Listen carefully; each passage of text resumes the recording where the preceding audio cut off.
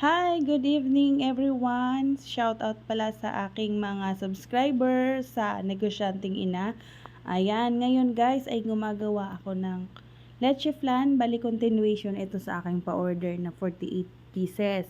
Kaninang alas 2 ng hapon ay nakapag-deliver na kami ng 18 tubs ng leche flan at yun ay pinapa-advance ni Suki. At yung 30 pieces naman ang aming gagawing pang giveaway na dessert. Bali, kada isang lanera makakagawa kami ng 6 slices. So, magiging 180 slices. Ayan, medyo kabado tayo kung paano natin yun pagkakasyahin dun sa maliit na container, yung isang slice ng leche flan. So, sana maging successful ulit.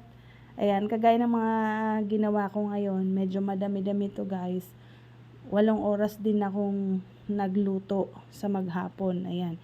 Kanina nagluto ako ng 5 oras at ngayon naman ay 3 oras.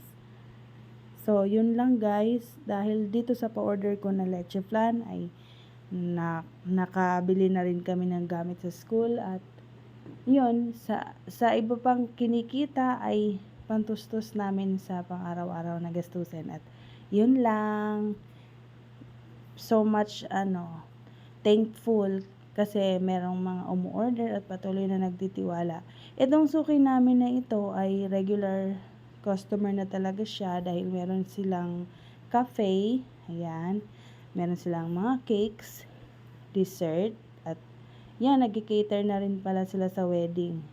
Kasama sa package nila yung mga desserts at cake. So, salamat kay Suki dahil weekly na siya kumukuha sa amin ng leche flan. Yan. So, sana dumami pa ang kagaya ni Suki para maging stable and sustainable na ang aming negosyo. Ayan. Yun lang po guys at salamat sa panonood. Bye!